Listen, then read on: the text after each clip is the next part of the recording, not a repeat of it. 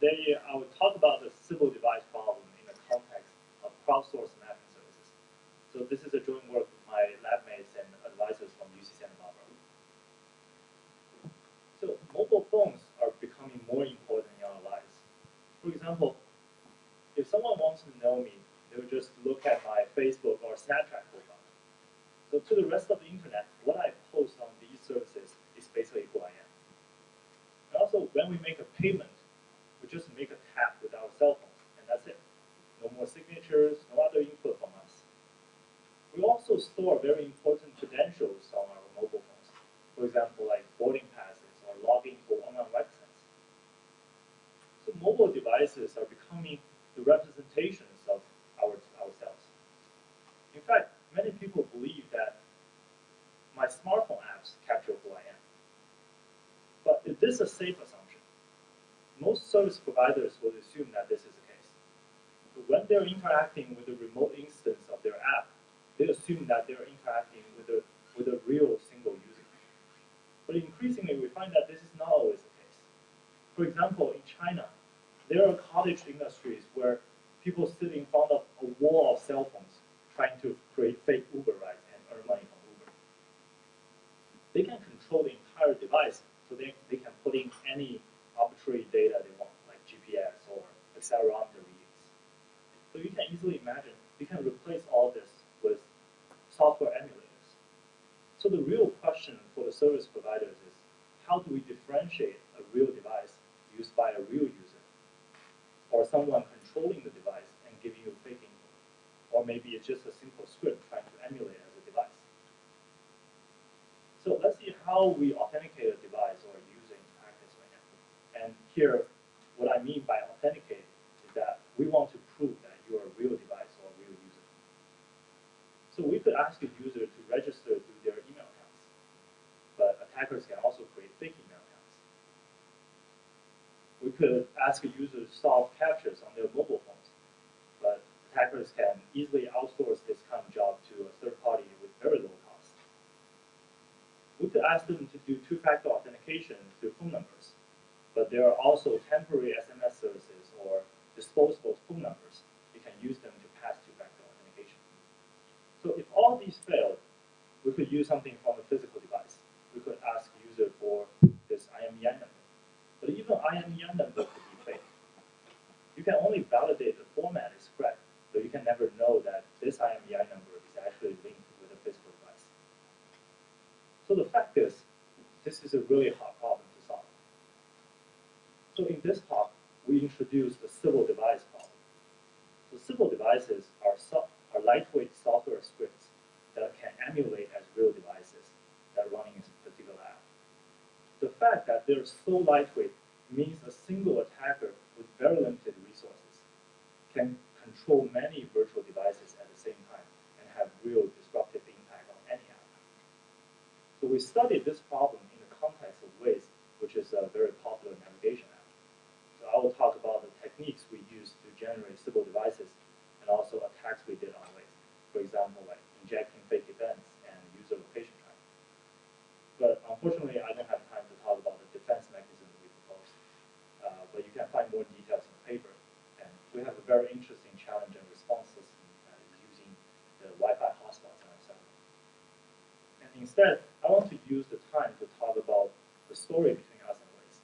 So this is about our multiple rounds of interaction with Waze and how we collaborate to help improve their security. So this all happened after we submitted the paper, so it's not included in our paper. I also want to talk about the broader implication of Sybil device problem and some interesting findings we have in our study. So Waze is one of the most popular crowdsourced mapping services today. So it has more than 50 million active users, and that number was from 3 years ago. So it uses the location data from its users to infer real-time traffic, just like Google Maps. But what makes Waze interesting is that users can actively post roadside events, like car accidents, road construction events, or even police cars. And Waze will alert other users about these events. Waze also has a social feature. So this social feature allows you to see nearby users and let you interact with them. To the reason we pick Waze in our study is that this is the perfect example in which Sybil devices can have real significant impact. They can inject fake data into a system or even retrieve sensitive information out of the system. So to create Sybil devices, previous work used mobile emulators. In 2014, two Israeli students used emulators to run Waze client and successfully created fake traffic jam in the system. But the problem about using mobile emulator is that they are not scalable enough. For example, a typical laptop like mine can only support up to 10 emulators. So we choose a different method. We virtualize devices using scripts to scale up this Sybil creation process. And once we can create large numbers of Sybil devices, we can overwhelm normal users' data or even launch very special attacks that are only possible when you have enough Sybil devices. So our goal here is to emulate a full mobile client using script. But because the server communicates with the client using very limited APIs, we can use, once we learn how to use these APIs, we can use scripts to mimic them and replace the full client.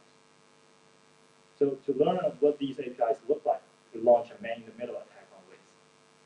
And because we control both the phone and the proxy, we can install our own certificate on the mobile device and use it to encrypt the connection between the phone and the proxy.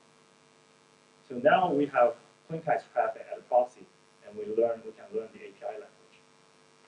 So using this method, we can generate tens of thousands of Sybil devices on a single laptop. So now we have all the Sybil devices we want. We can launch them. We can do a lot of things on Waze. So the first type of attack is polluting Waze database. We can inject fake information into Waze like fake roadside events. For example, I can create multiple car accidents right outside this building, and the next second I can fly to Europe and start to tag police cars. And then I just go back to US and start reporting road construction events. And more importantly, since Google Maps starts to use Waze data without any verification, we can potentially affect more than 1 billion Google Maps users. And we can also inject fake traffic hotspots by simulating slowly moving cars. And because we can create large numbers of Sybil devices, no matter how many normal users there are, we can always overwhelm their data. So here's an example. So before the attack, we have a clear route on the left.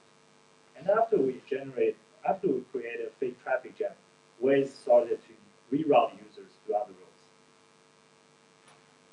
So the second attack we found is user location tracking. So in this attack, we can follow or stop any Waze user in real time. So this attack exploits the social function of Waze, which marks nearby users on the map. And by following these user icons, we can build a movement trace of the victim. And there are several other reasons that make this attack very powerful. So in this attack, we know the exact GPS location of the victim. We can pinpoint users to specific hotels or gas stations. And during this whole process, we can remain completely invisible. We can move Sybil devices in and out of the area before the victim can see us on the screen. And most importantly, we can track Waze users even when they're not using Waze, because Waze keeps uploading GPS data even in the background. And at last, we can track users across days by using the creation time of the user as a unique identifier. So even if the victim changes her username, we can still find her on the map. So here's an example of someone tracking me while I'm using Waze. So here's where I started. And let's say an attacker is nearby. So he either knows what my Waze username is, or he sees me coming out of the parking lot. But anyway, he knows this is me on the map. So he keeps refreshing his screen and searches for my location. Now I'm driving on the highway, and he sees me on his map. He drops a ping on the map and moves his Sybil devices behind me as I drive along.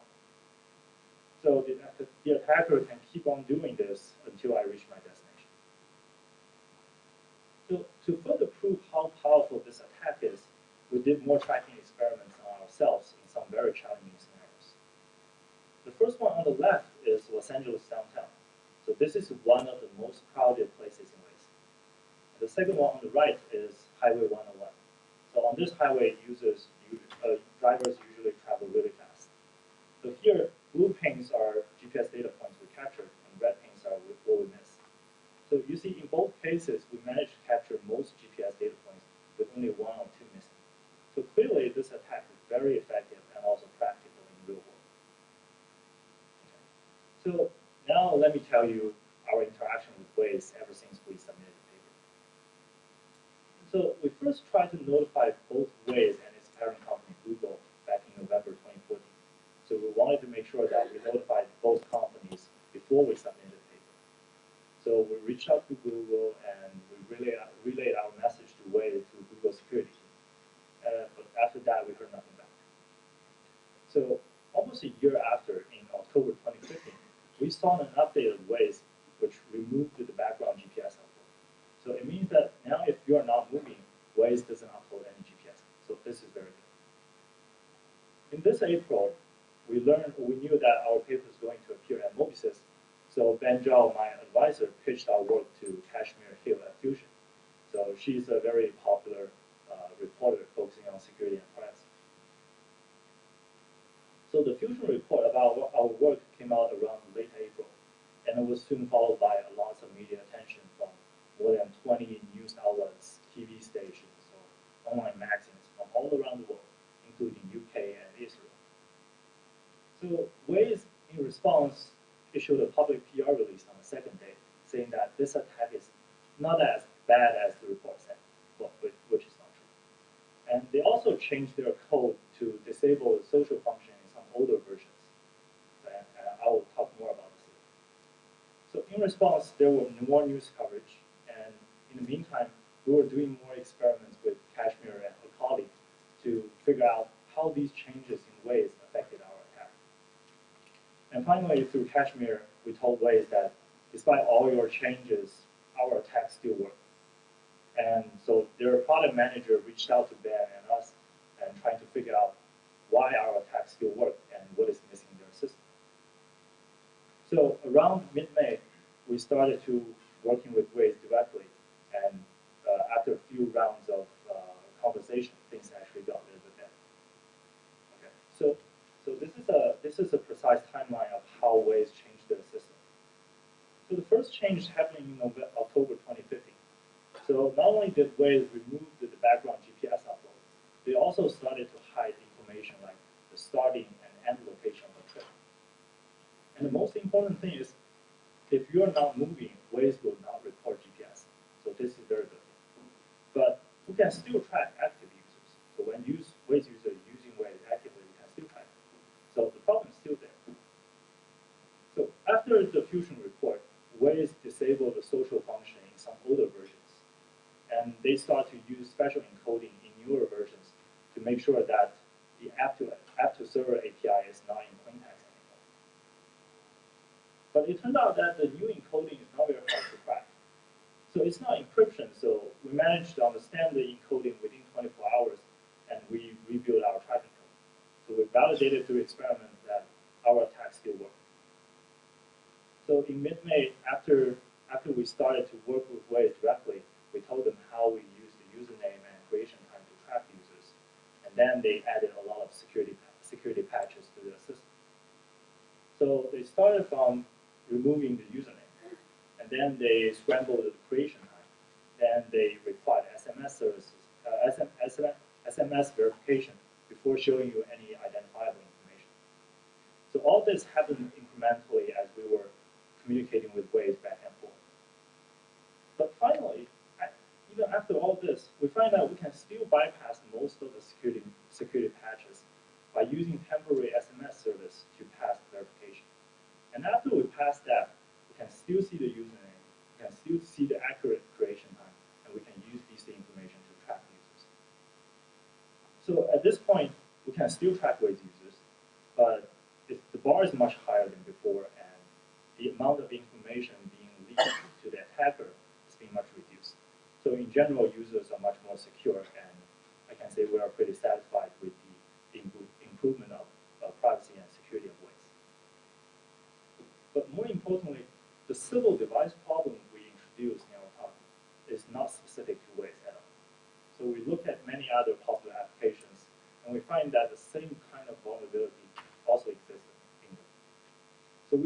reverse engineer their APIs using the same man-in-the-middle attack. And we can use scripts to mimic those APIs and create our own lightweight clients. So what is the potential damage? For example, on Tinder and Whisper, you can triangulate any user by issuing distance queries from different locations. And on Uber and Lyft, not only can you track every single driver in a large city, you can also create fake rides and earn subsidies from these services. And one of the more interesting things we find in our study is that some apps are doing better jobs at defending attacks like this. So one of the best examples we've seen is Yik Yak. So Yik Yak uses an authentication method in the communication with the server. So it's called HMAC. So the key for generating this authentication code is hidden in the binary. And without this key, you cannot generate arbitrary API calls that could pass the authentication check. So the app itself is still hackable. You can easily use emulators to bypass all this. But it does mean that if you want to create large numbers of Sybils, you need to spend a lot of effort decompiling the code and extracting the key out of the binary. And more importantly, on the attack side, there are others who already understood attacks like this. So for example, in China, there are tools that are putting together hacks like ours, and they give you more advanced features on top of DD. So DD is the Chinese version of Uber, and it's Uber's biggest rival in China right now. So these plugin apps for DD, they allow you to spoof your location and to filter orders based on distance, and also snatch orders faster than anyone else. So you can see this is real attacks happening in real world right now. And you can see when the real money is in the system, these attackers are strongly motivated to launch attacks, find vulnerabilities, develop tools, or even form a market